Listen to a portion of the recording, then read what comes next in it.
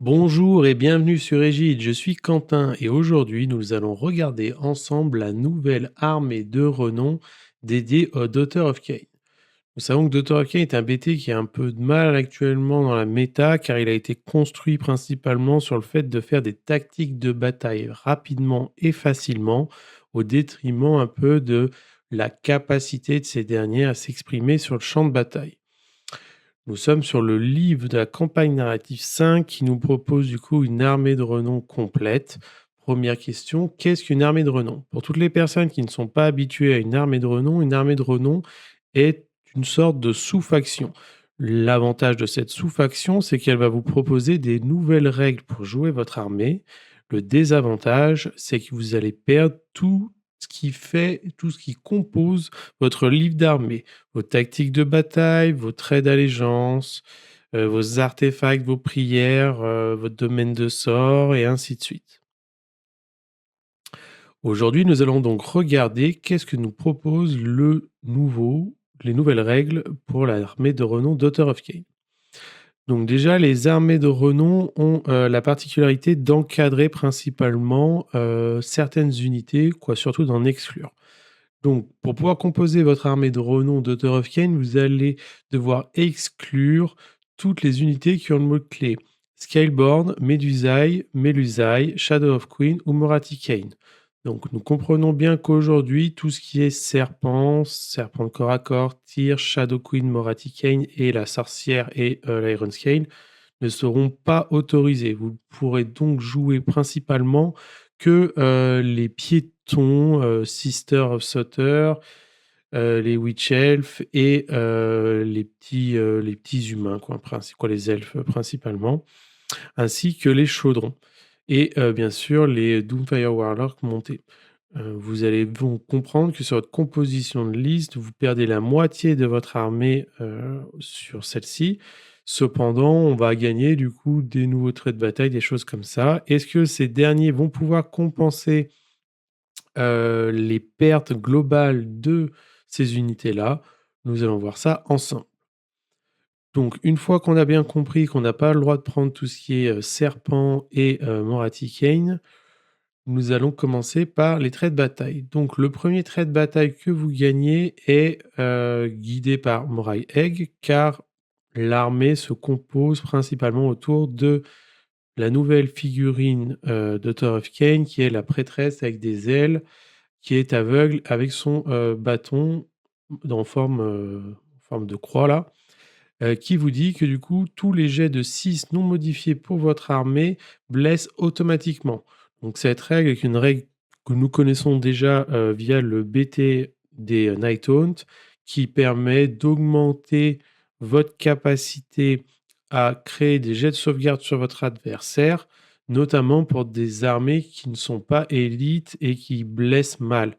Vous l'avez compris, nous n'avons pas les serpents, nous n'avons pas la Shadow Queen, du coup, vos vos outils pour pouvoir faire des dégâts sur votre adversaire va être les Sisters ou les Furies, les Witch Elves, qui de base blessent à 4. Donc on est très content de pouvoir blesser automatiquement et vu qu'on a quand même un gros volume d'attaque, ceci va pouvoir aider notre armée à mieux fonctionner. On n'oublie pas, vu que nous perdons toutes les règles du BT de base, nous n'avons plus les rituels de sang, donc pas les plus un course, plus un charge, plus un touche, plus un bless et la ward à 5 qui s'accumulent au fur et à mesure de la partie. De plus, pour tous vos jets de 6 non modifiés, du coup, à la touche qui vont blesser automatiquement, cette dernière verra sa pénétration d'armure, son rend, augmenter de 1. Ce qui est vraiment très fort, car de base, votre armée ne bénéficie pas d'une grosse pénétration tout court. Ici, sur le grand volume d'attaque, c'est vraiment top. Cependant, le petit bémol que j'ai avec ceci, c'est que vous devez, dans votre construction de jeu, dire à votre adversaire: «Très bien, je mets ces sauvegardes de côté, car ils sont reine -1, les autres n'auront pas de reine ou reine améliorée» et ainsi de suite. C'est un peu chiant honnêtement, car on perd du temps, mais ça reste un bon buff.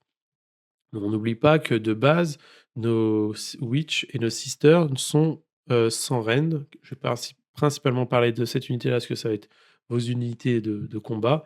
Les héros, même s'ils en bénéficient ou l'avatar n'est pas non plus sur le peu d'attaque qu'il a, efficient à ce niveau-là. Vous allez donc bénéficier d'une reine -1 sur ces 6 là.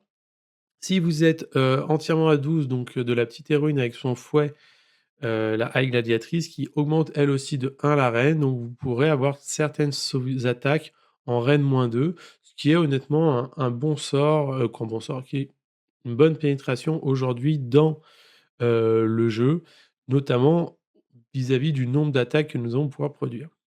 La deuxième règle donc de votre aide-bataille chargée de la prophétie vous dit que les chaudrons de sang vont bénéficier d'une nouvelle capacité. Ils vont commencer la partie en étant vides et vous allez devoir, pour débloquer cette capacité, le remplir. Vous me dites: «Comment est-ce qu'on le remplit?»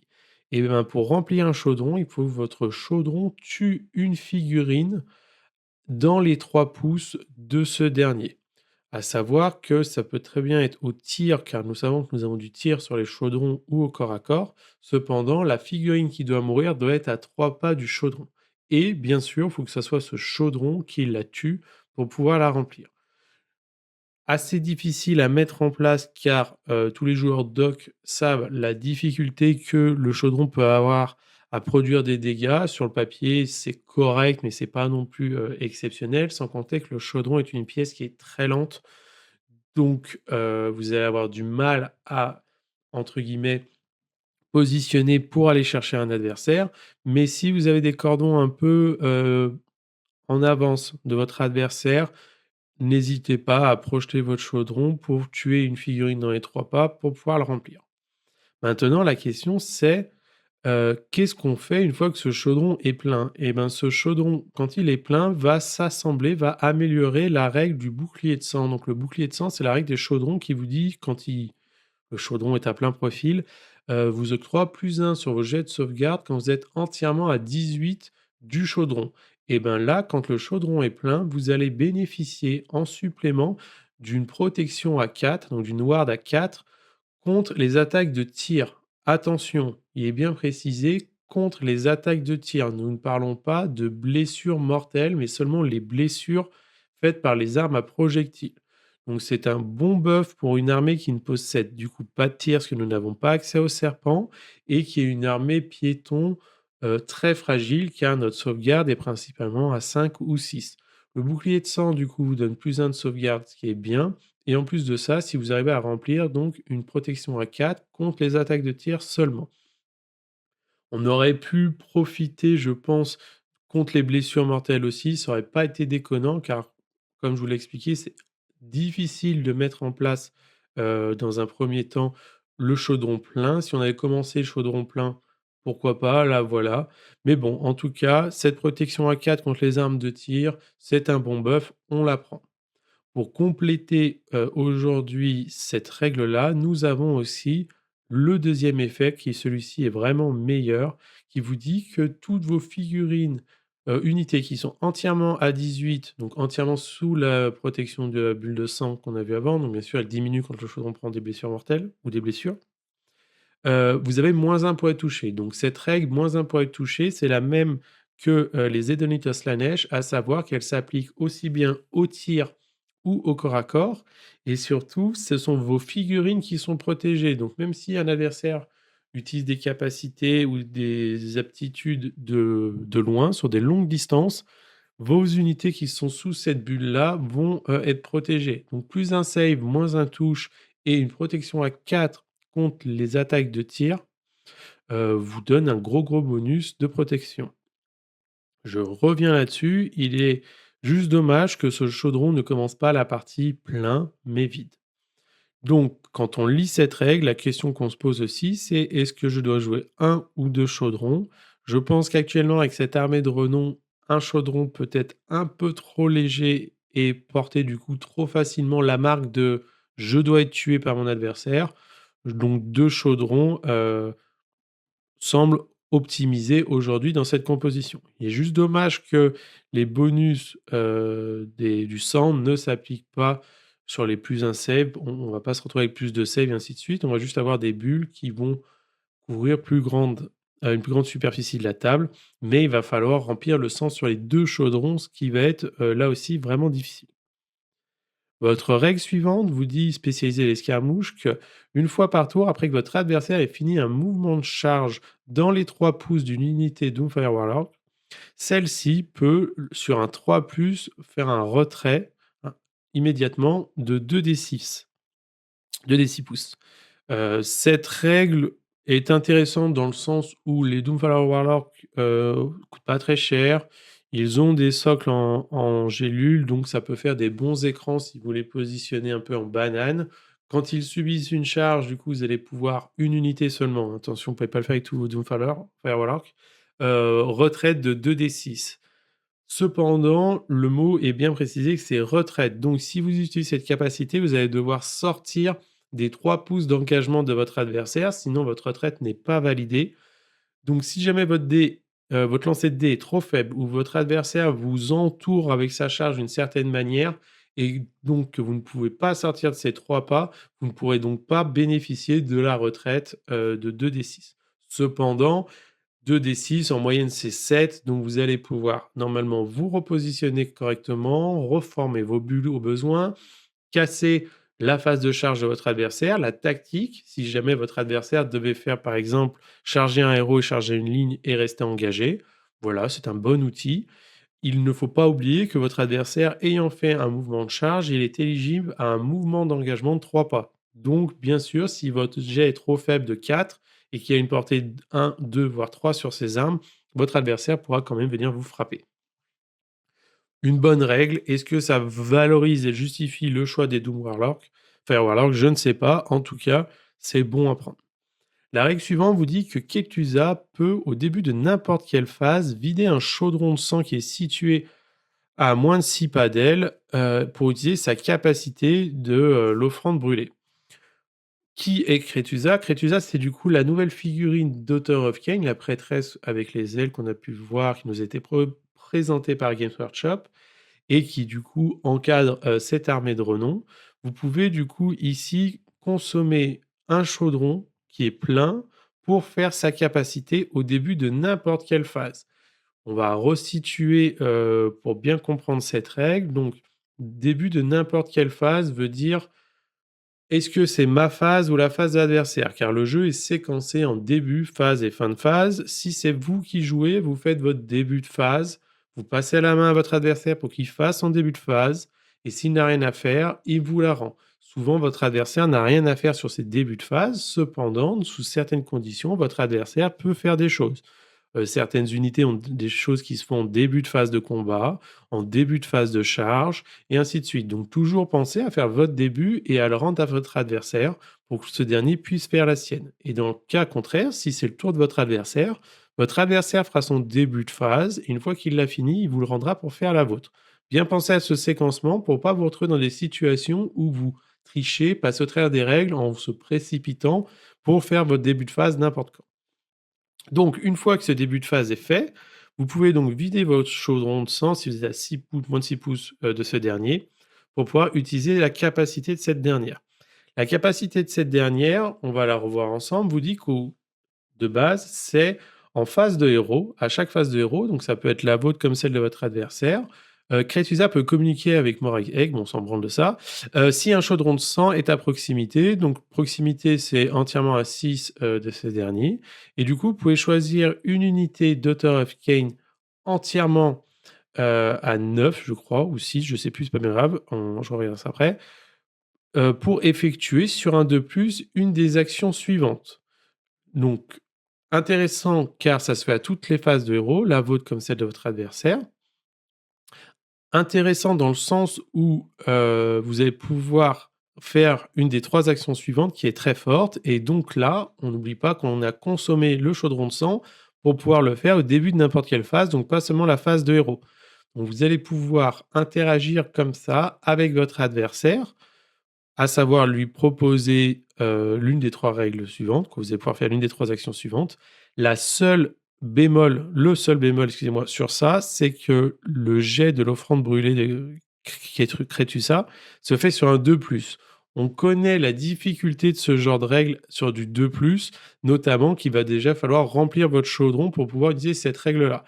Donc ça fait vraiment, entre guillemets, des garde-fous sur des garde-fous. Est-ce que cet usage va faire que l'armée va vraiment briller ou cet encadrement est trop faible parce que, bah, on va consommer un chaudron de sang, donc c'est-à-dire perdre tous les bonus, les -1 touche, la protection à 4 qu'offre, le fait d'avoir un chaudron, rempli sur un 2+. Mais bon, si jamais tout se passe bien, vous allez donc pouvoir utiliser l'une des 3 capacités suivantes. La première vous dit que les ennemis qui sont à 3 pouces de l'unité désignée ne peuvent pas recevoir d'ordre jusqu'à la fin du tour. Donc si vous faites celle-ci en phase de héros, en début de phase de héros, vous savez que les unités qui sont engagées avec vos unités ou potentiellement si vous savez qu'elles vont recevoir une charge ou quoi que ce soit, ne pourront pas utiliser d'ordre. Donc, on connaît la puissance des ordres, le redéploiement, aussi les tirs de contre-charge, les attaques en règle, défense en règle ou les ordres qui peuvent être liés aussi à vos BT de faction. Vous avez de plus en plus, de BT qui sont dépourvus de leurs règles, de leur commandabilité de faction, mais certaines factions en possèdent quand même des bonnes et donc c'est un bon outil. La deuxième vous dit que vous allez pouvoir choisir une unité qui va pouvoir effectuer un mouvement normal si elle n'a pas effectué de mouvement normal ce tour-ci, de retraite ou qu'elle n'a pas été déployée sur le champ de bataille. En effet, cet encadrement, ce garde-fou, est là pour, bah, justement, faire en sorte que la capacité qui est utilisée qui en brûlant un chaudron de sang, en consommant le sang du chaudron, vous permettrait donc de faire 2 fois un mouvement ou ce genre de choses-là. Donc c'est plutôt bien d'encadrer ceci pour éviter les «débordements de choses bêtes» entre guillemets, mais vous allez pouvoir faire un normal move. Ce normal move, est vraiment bon car vous allez pouvoir le faire dans cette capacité-là au début de n'importe quelle phase. Elle, bien sûr, c'est à votre aux phases de héros, vous allez pouvoir le faire sur un 2+. Là, vous consommez un chaudron de sang pour pouvoir le faire n'importe quand. Mais du coup, ça va vous permettre éventuellement de repositionner une unité de Doomfire Warlock qui bouge quand même de 14 en écran. Éventuellement faire avancer votre chaudron de sang pour pouvoir vous mettre proche d'une unité qui va subir, une charge, reprendre un objectif, positionner, une unité, plus loin pour forcer votre adversaire finalement parce que vous êtes en début de phase de tir. Et donc votre adversaire a fini ses mouvements pour vous repositionner, casser des tactiques et ainsi de suite. Cette, capacité-là qui se fait du coup au début de n'importe quelle phase avec le mouvement, je trouve est vraiment très, très forte, notamment si vous avez l'habitude de jouer, comment dire? Un peu le ping-pong, de jouer la carte, de mettre votre adversaire dans des situations où vous lui proposez des choix difficiles. C'est vraiment très fort. Heureusement que c'est très fort parce que vous consommez quand même votre capacité du chaudron de sang et on a vu la difficulté que c'était à charger votre chaudron de sang. La troisième capacité que vous allez pouvoir faire vous dit que tant que l'unité que vous avez désignée conteste un objectif, les unités ennemies ne peuvent pas contester cet objectif à moins qu'il soit héros ou monstre. Donc là, pareil, à utiliser au bon moment, mais vous allez pouvoir, piéger votre adversaire, car si jamais, vos adversaires ne peuvent pas contester l'objectif que vous contestez, car vous n'avez pas le mot-clé héros ou le mot-clé monstre, et ben, vous pouvez, même avec une figurine qui a un pas sur un objectif, reprendre le contrôle de l'objectif, du coup casser le one to more de votre adversaire ou à votre tour, pouvoir reprendre très facilement, un objectif. N'oublions pas que nous avons des unités telles que les Kinerai qui bougent bien, les Doomfire Warriors qui bougent bien et donc potentiellement reprendre des objectifs qui sont difficiles à contester à votre adversaire. Ces 3 formes de cette capacité sont très forts. C'est un peu une multi toolbox dans lequel vous allez pouvoir faire plein de choses. C'est vraiment top et le fait de pouvoir le faire au début de n'importe quelle phase va vraiment augmenter de manière significative le plaisir de jeu, je pense, de cette armée. La seule difficulté, c'est remplir votre chaudron et le 2+ qui, bien sûr, pose problème. La règle suivante vous dit que les Doomfire Warlocks deviennent ligne. Là, on peut penser que cette unité, entre guillemets, «n'a pas trop de sens d'être ligne». Moi, je trouve que c'est une bonne règle car elle va pouvoir déjà compléter votre troisième slot de ligne. Elle valent que 120 points. C'est une unité qu'il ne faut pas oublier est sorcier. Aujourd'hui, vous n'avez pas de sorcier dans cette armée de renom si vous ne prenez pas l'Arcane Tome, car vos sorciers sont exclus de la sélection. Donc pouvoir faire un Magical Dominance T1, T2, T3 avec cette unité car elles sont sorciers, elles ont un sort, elles peuvent prendre un sort du domaine générique, Fly, quoi, levitate, je veux dire, pour pouvoir voler. Arme enflammée pour éventuellement augmenter les dégâts de leur arme de combat. Et le dernier, je sais jamais ce que c'est. Voilà, elles peuvent lancer un bouclier magique, un trait mystique. Je trouve que c'est une bonne unité de base, notamment quand elles sont 5 ou plus, elles ont +1 au lancement de sort. Donc vous allez pouvoir commencer la partie avec une unité, 2 unités peut-être, qui sont sorciers, qui peuvent, n'oubliez pas, quand elles prennent une charge, se redéployer et aussi bénéficier des tricks de mouvement que propose du coup la nouvelle personnage. Car si c'est votre tour, vous pouvez dire à votre adversaire: «Je me fais faire Magical Dominance». Sur un 2+, mon unité peut bouger de 14, du coup sortir éventuellement des 30 pas de votre adversaire, être sûr de faire votre sort et ensuite, à votre phase de mouvement, venir reprendre sa place dans son château ou, de manière un peu plus agressive, pouvoir faire bouger votre unité de 14, se mettre en position de dissiper votre adversaire qui ne l'avait pas vu venir parce que vous étiez trop loin ou à votre phase de vous avancer et de pouvoir utiliser le sort de leur War Scroll. Le sort de leur War Scroll est assez intéressant car il dit que vous allez faire des 3 blessures mortelles si votre unité comporte 1 à 5 modèles. Si vous êtes 6 à 9 modèles dans votre unité, vous allez faire des 6 blessures mortelles et si vous êtes 10 plus, vous allez faire 6 flats. Donc là, peut-être le fait de le renforcer par 2 pour avoir un long cordon et aller chercher les 6 blessures mortelles flat sur, votre premier tour, parce que bien sûr vous allez en perdre, c'est très fragile, ou les renforcer 3 fois pour pouvoir avoir un énorme cordon et être sûr de faire, à chaque fois que vous allez faire votre magie, ces blessures mortelles. Je pense que c'est un peu excessif, mais en tout cas 2 unités se réfléchit pour pouvoir faire votre bouclier mystique tranquillement, éventuellement un trait magique ou autre chose et bénéficier bien sûr du mouvement que vous offre cette armée de renom. La règle suivante vous dit que toute votre armée bénéficie d'une ward assise, donc de base l'armée a une ward assise. Heureusement, on la conserve. La ward assise, c'est un bon outil, ça vous bloque des petits dégâts quand vous avez pas mal de PV, on en profite bien. Et là, on va voir quand même pas mal de PV sur place, car bien sûr, ne jouons pas à Moratikane et à Shadow Queen, c'est 700 points qu'il va falloir combler.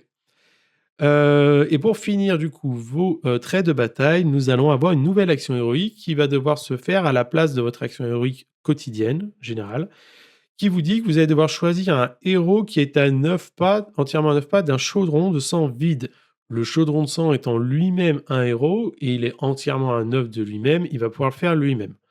Sinon, vous pouvez l'effectuer avec un autre héros, car vous allez comprendre qu'il y a une deuxième condition à cette action héroïque, car vous devez choisir une unité à 3 pas du héros qui fait cette action. Donc si c'est le chaudron, il doit prendre une unité à 3 pas. Si c'est un autre héros, c'est entièrement à 9 du chaudron, donc vous pouvez faire une sorte de petite ligne comme ça, et choisir une autre unité à 3 pas. L'unité en question qui est désignée, donc c'est une unité qui n'a pas besoin d'être ennemi ou allié, ça peut être l'un ou l'autre, donc vous pouvez le faire sur vous-même ou sur votre adversaire. L'idée, c'était de le faire sur vous et dans le temps qui passe sur votre adversaire. Cette unité va subir des cibles blessures mortelles qui ne peuvent pas être annulées sous quelle que soit la forme. Donc c'est assez fort sur vos adversaires, très dangereux sur vous et sur un 4+, c'est là que le bas blesse, votre chaudron se remplit. Donc c'est une action héroïque qui a pour but de remplir votre chaudron. On va dire que vous pouvez éventuellement effectuer ça sur votre propre chaudron pour essayer de le remplir. Vu que c'est une action héroïque qui se fait en début de phase de héros, vous allez pouvoir, pendant votre phase de héros, vu que vous allez avoir quand même pas mal de prêtresses, tenter de soigner votre chaudron avec un petit heal par-ci par-là, la prière, voilà, genre de choses-là, pour essayer de soigner votre chaudron s'il a pris, trop de blessures mortelles. Honnêtement, cette action héroïque, je la trouve très intéressante car vous pouvez la faire sur vous-même et la faire sur votre adversaire, mais vraiment le bas blesse, c'est le 4+. Je trouve ça très, très cher car vous sacrifiez une action héroïque, donc vous n'avez pas d'ordre de gloire, vous n'avez pas de dissipation comme si vous étiez un sorcier. Vous n'allez pas pouvoir non plus, faire vos points de commandement ou voilà, toutes ces choses-là qui peuvent vraiment magnifier, un tour de jeu, vous sacrifiez ça et en plus de ça, on vous met un 4+. C'est vraiment, vraiment sévère de la part de Games Workshop. C'est dommage, on aurait aimé soit cette action héroïque, vous prenez vos D6 blessures mortelles et donc le chaudron se remplit ou alors que votre chaudron commence rempli dès le début et on comprend que potentiellement on peut en remplir un deuxième. Oui, on commence avec un rempli, on essaie de remplir un deuxième, mais bon. Voilà, donc là, on a vu l'intégralité des traits de bataille. Est-ce que ces derniers sont forts ou pas? Aujourd'hui, je peux pas vous le dire, mais nous avons, ce que je trouve intéressant, c'est des nombreux outils qui permettent de jouer Daughter of Cain d'une autre manière. Bien sûr, vous pouvez toujours prendre la petite héroïne dans le BT, faire sa capacité, de 2+ pour faire l'une de ces 3 effets. Vous ne pourrez juste pas le faire sur les archers, les serpents, la Shadow Queen, ce qui aurait été extrêmement fort de pouvoir faire bouger en face de héros, notamment, des archers pour pouvoir tirer avec Morathi Kane en face de héros, directement. Faire bouger la Shadow Queen, ça aurait été trop fort aussi de 14 directement, ou de pas pouvoir contester une Shadow Queen ou de bloquer les hordes. Heureusement que c'est encadré. Cependant, le petit bémol, c'est que le BT d'Author of Cain manque en effet d'entrée et donc on va être limité à un choix, plutôt faible d'unités. Pour continuer, donc nous avons perdu bien sûr tous nos traits, de commandement, nos traits de bataille, nos prières et aussi notre domaine de sort, donc pas de rasoir mental, pas de prières qui donnent les 6 à touche font 2 touches ou les prières qui donnent une avancée sur les rites de sang, car nous n'avons pas de rites de sang. Mais nous allons regagner du coup 3 nouvelles prières. Heureusement qu'on en a 3 parce que, ben, on va devoir jouer des prêtresses vu que nous n'avons pas de sorciers. Les prières, donc la première se lance sur un 4+, elle vous dit qu'unité Wally Using 14, entièrement à 14, cette unité gagne une ward à 5. Nous sommes aujourd'hui quasiment dans l'obligation de jouer avec des chaudrons de sang, et ces chaudrons de sang portent un avatar de Cain, et donc l'avatar de Cain vous donne +1 sur vos jets de récitation. Donc nous sommes très contents d'avoir ce +1 pour pouvoir passer les prières à 4+, 3+. On aurait aimé qu'elles soient toutes sur les 3+ pour être sur du 2+, mais bon, voilà, Games Workshop aime bien nous mettre dans des situations un peu délicates. Donc, nous allons bénéficier de notre 3+. 3+ pour donner une ward à 5 sur une unité, c'est vraiment top. On a vite compris dans l'optimisation, la composition d'armée qu'on va, comme Daughter of Cain le fait d'habitude, full buffer une unité et cette unité va partir au casse-pipe. Je vois bien un pack de 30 witch en ward à 5 qui va faire son phase de mouvement en phase de héros ou dans une autre phase s'il y a un chaudron de sang et suivi par le chaudron pour avoir le plus un bless pour pouvoir être en 3-3 sans reine dégâts 1 et bien sûr avec, la petite héroïne donc avec son fouet qui vous donnera bless à 2 et -1 de rend et vos 6 à la touche qui feront des blessures en addition rend -2. Ça va vraiment créer, composer, je pense votre fer de lance car sinon le BT va manquer un peu de bras. Et donc les mettre en ward à 5, c'est un très bel outil. Vous pouvez aussi jouer, vous pouvez aussi jouer vous pouvez aussi jouer les, sisters avec les boucliers qui font qu'à chaque fois qu'elles font un 5, même si ça dépasse un 6, je veux dire, même si ça dépasse leur sauvegarde derrière mur, renvoyer une blessure mortelle. Donc, c'est toujours intéressant de pouvoir aussi jouer avec quelque chose d'un peu plus défensif. La deuxième prière, pareil, c'est 4+, William Within 14, vous ciblez une de vos unités et tous les jets de 1 à la touche qui ciblent cette unité, vont créer des blessures mortelles basées sur les dégâts de l'arme de l'attaquant. Donc pareil, vous mettez ça en deuxième prière sur votre, pack de witch qui va partir au casse-pipe tout nu, tout seul, tout droit. Ward à 5, tous les 1 qui les ciblent font des blessures mortelles à votre adversaire, donc bah, sur des unités qui saturent pas mal ou même des unités qui tapent fort, on sait que les 1 ça sort. Aujourd'hui, il n'y a quasiment plus de relance de quoi que ce soit, donc bah, tous les 1 qu'elles vont prendre, c'est des dégâts qui seront, renvoyés directement à votre adversaire en blessure mortelle. C'est une forme un peu, je trouve, de Death Frenzy que les Skaven ont, que quand vous jouez serpent de corps à corps, vous pouvez bénéficier en frappant en mourant. Là, ce n'est pas du frapper en mourant, mais c'est vraiment octroyer des dégâts à votre adversaire. Votre adversaire va voir vous frapper et donc il va prendre un risque à vous frapper.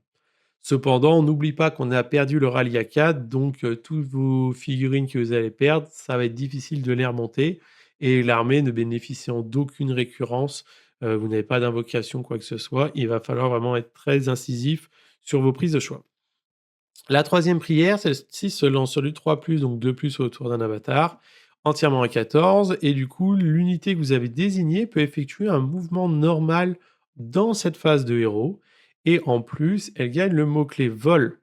Donc vous allez pouvoir, de manière optimale, on va dire, faire bouger votre phalange, par-dessus un écran.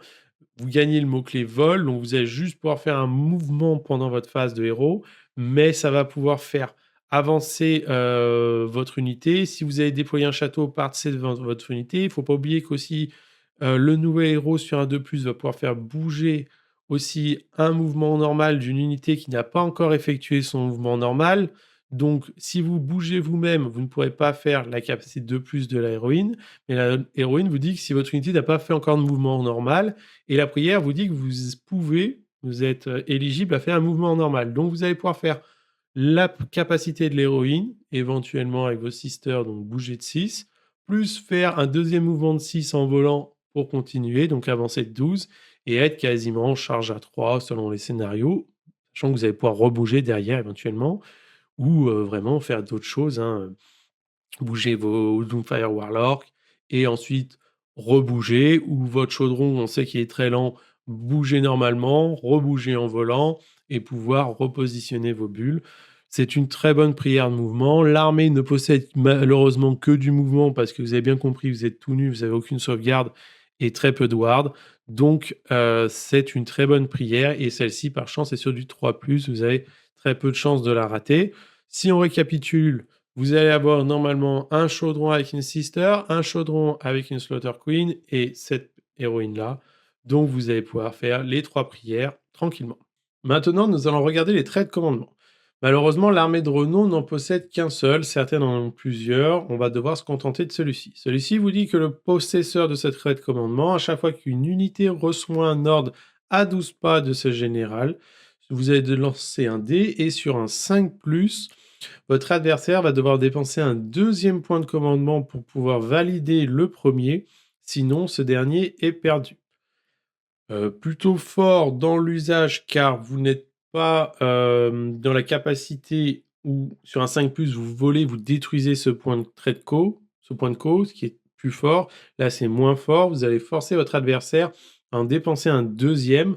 Ce que je trouve sur l'équilibrage global du jeu est plus intéressant, car si votre adversaire a vraiment besoin de cet ordre-là, ce n'est pas le 5+ magique qui, comme peuvent le faire les Skaven ou d'autres, vous détruit complètement, votre phase. Là, vous allez pouvoir en dépenser un deuxième. On connaît ces capacités-là, c'est fort. Est-ce que ce trait de mérite d'être pris vis-à-vis des traits de génériques qu'on peut avoir? Je pense qu'on le prendra parce que malheureusement, on n'a pas vraiment accès aux traits de de la saison vu qu'on n'a pas de sorciers et on n'a pas non plus d'autres dans le BT. Ensuite, l'artefact de puissance qui nous est proposé, là pareil, on n'en a qu'un seul, c'est très triste. On aurait bien en avoir plusieurs. Vous dit que quand vous allez faire l'action héroïque pour remplir votre chaudron de sang une fois par partie, c'est très, très important. Vous n'allez pas le faire sur un 4+, mais sur un 3+. Payer un artefact, quoi payer, vous payez pas parce vous en avez un gratuit, mais utiliser un artefact pour une fois par partie, si on pouvait le faire sur toutes les phases de héros, ça serait un peu mieux. Là, c'est qu'une seule fois sur un 3+, donc l'idée globale, c'est vous mettez ça sur votre chaudron de sang, T1, il fait l'action héroïque entre guillemets «sur lui-même» ou sur une unité à côté pour pouvoir le remplir. Vous fiabilisez votre geste que c'est plus un 4+, c'est un 3+, mais on aurait aimé qu'au moins, si c'est une fois par partie, l'action soit faite automatiquement. Là, vraiment, je suis désolé, Game Workshop, il y a trop, trop, trop de conditionnels. Je suis pas sûr qu'on voie, cet artefact souvent. On ira plutôt chercher, je pense, un Arcane Tome qui vous permettra d'avoir un peu plus de magie, quelque chose, voilà, d'un peu plus pertinent que ça. C'est vraiment triste, c'est très dommage. Maintenant que nous avons vu donc tout ce qui est optimisation, prière, trait de commandement et trait de bataille, on va rentrer donc dans comment on gagne et perd une partie. Vous avez bien compris, vous perdez toutes vos grandes stratégies en Daughter of Cain, notamment celle qui vous dit: «Il faut tout est combattu ou mort» et vous perdez aussi toutes vos tactiques de bataille qui sont censées être faciles chez Daughter of Kain. Qu'est-ce qu'on a aujourd'hui? La grande stratégie est, je trouve, accessible. On va vous demander qu'à la fin de la partie, vous ayez une ou plusieurs unités à vous qui soient entièrement à 6 du bord du territoire ennemi, mais il est précisé le bord long. Donc nous savons que sur le champ de bataille, c'est un rectangle, vous avez les petits bords et les longs bords, et que dans tous les scénarios et déploiements, il y aura toujours le bord long qui sera dans le territoire adverse, donc il faut que vous soyez à 6 pas de ce dernier. Cependant, une unité à la fin du champ de bataille entièrement à 6 de ce dernier. Cependant, pour ne pas rendre la tactique, la stratégie, je veux dire, trop facile, il est aussi noté qu'il faut que vous soyez entièrement à plus de 6 pas de votre propre territoire. Je pense que ceci est mis en place vis-à-vis des territoires qui pourraient soit se toucher, soit les territoires qui sont en quinconce et donc qui font que vous êtes trop proche de l'adversaire et elle serait quasiment impossible à votre adversaire de vous la bloquer. Donc là, si vous ne faites pas table rase, vu que Kaitusa bouge de 14 en volant, que vous avez quand même beaucoup de mécanismes pour faire du déplacement, soit en face d'un héros, soit à d'autres moments, prendre une unité qui peut faire ça. Anciennement, on va dire dans le BT générique, comment ça s'appelle? Les Kinerai ont la capacité de faire des tactiques, je tire, je bouge, qui sont très bien, hein, mais celles de corps à corps, on ne les voit quasiment jamais parce que c'est trop compliqué de faire 2 fois, l'action qui est demandée. Là, vous pouvez, je pense, envisager de jouer, des Kinerai pour 80 points, celles de corps à corps, qui bougent de 14 et qui n'auront qu'une seule capacité, c'est bouger. En gros, dire à votre adversaire: «Voilà, j'ai des électrons libres qui se déplacent, qui vont faire les bords de table et ensuite ma grande strat, personne n'a envie d'envoyer, une unité tuer 5 points de vie, de trucs qui ne font rien à part se balader». Mais c'est des choses qui, bah, vous, en tant que Daughter of Kain, coûtent pas trop cher, donc toujours intéressant, que vous pouvez aussi mettre en FEP pour faire arriver un peu plus tard dans la partie pour vous assurer, entre guillemets, «votre grande strat». Voilà, donc pour moi, elle est faisable, on la prendra et on la marquera. Maintenant, les tactiques de bataille, la première vous dit que vous devez désigner une unité ennemie qui est à 3 pas d'un chaudron de sang et la tuer. Sur le papier, c'est très simple, il vous faut un chaudron qui soit engagé et tuer l'ennemi. Il n'y a pas de condition, c'est pas le chaudron qui doit la tuer, elle doit juste être détruite. Une bonne tactique, si vous avez 2 chaudrons, vous augmentez comme ça votre output, votre position pour pouvoir en faire. La seule peut-être difficulté de l'armée, c'est manquant un peu peut-être de dégâts sous certaines formes. Si jamais vous êtes engagé qu'avec des gros trucs, ne pas y arriver. Mais c'est une tactique de bataille qui est, faisable, qui est pas gratuite, mais en tout cas qui est très accessible. Si on pense aussi aux tactiques de la saison qui sont difficiles, mais on n'oublie pas qu'on a les Doomfire Warlords qui peuvent faire une dominance magique, qui ont potentiellement la capacité de tuer quelque chose à la magie, donc ils peuvent aussi faire tuer quelque chose à la magie. Là, on en a une qui est accessible, qui est le chaudron de sang. On a les coins avec, les unités qui courent vite ou qui volent vite. Faut pas oublier que non plus, vous pouvez, avec une prière, donner un mouvement en face de héros à une unité avec le mot-clé vol, donc on a quand même beaucoup de mobilité pour faire les tactiques. Faire charger une ligne et faire charger un héros, ça va être peut-être plus compliqué car les héros sont lents, mais Kretusa bouge de 14 et elle a une ward à 4, ce qui peut lui permettre quand même de tanker un peu. Donc voilà, je ne pense pas que les tactiques de bataille soient non plus trop difficiles avec cette armée, ce qui est un point positif. La deuxième tactique de bataille vous dit: vous devez choisir un objectif contrôlé par votre adversaire et vous devez le contrôler à la fin de ce tour et qu'il n'y a aucun ennemi qui le conteste. Heu La première fois que je l'ai lu, je me suis dit: «Waouh, c'est assez difficile» parce que même si, mon adversaire a mis qu'un peloton sur un objectif, je vais devoir rentrer dans l'objectif, être sûr de nettoyer. Si mon adversaire retire les pertes de derrière parce que je n'ai pas tapé assez fort, parce que j'ai dévissé et ben, automatiquement cette tactique est ratée. C'est très difficile pour moi de m'assurer à 100 que l'objectif que j'ai désigné, je le récupère et que, je ne le mon adversaire ne le conteste pas. Sauf qu'on n'oublie pas qu'on a l'action donc de Ketsuza qui vous dit que l'unité désignée empêche les unités ennemies de contester les objectifs et donc que vous allez reprendre le contrôle si elles ne sont pas héros et monstres. Donc là, pareil, en fait, c'est une tactique de bataille qui est très facile pour vous. Vous faites l'action des Ketuzas sur, par exemple, une unité mobile, on va dire les Doomfire Warlocks qui bougent bien.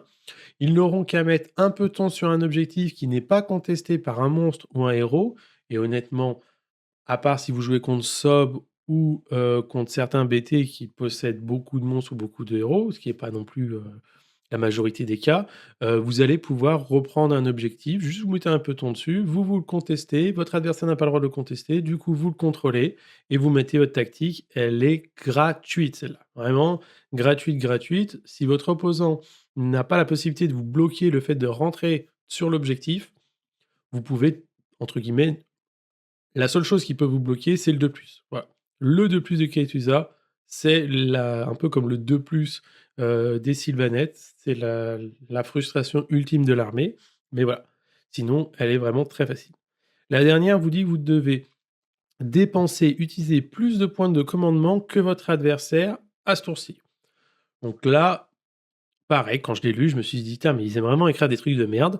Et ben, quand on y réfléchit, ça reste quand même très facile. Il suffit de calculer combien vous avez de PC, combien votre adversaire en a.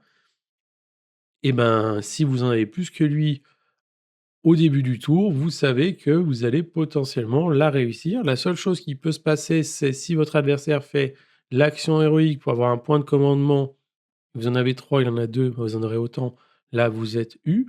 Mais si au début du tour, vous avez plus de points que votre adversaire, ou votre adversaire n'est pas en capacité de pouvoir dépenser des points de commandement parce que Heu, vous êtes encadré à certaines choses, hein. Vous savez que pour pouvoir mettre des attaques en règle, il faut que vous désigniez une unité. Pour pouvoir prendre défense en règle, il faut que l'unité soit choisie et ainsi de suite. Donc vous pouvez, avec un petit peu de jugeote, jouer comme ça sur, bah, je vais dépenser plus de points que mon adversaire, je vais faire un ralliement à ma phase de héros, 1 point.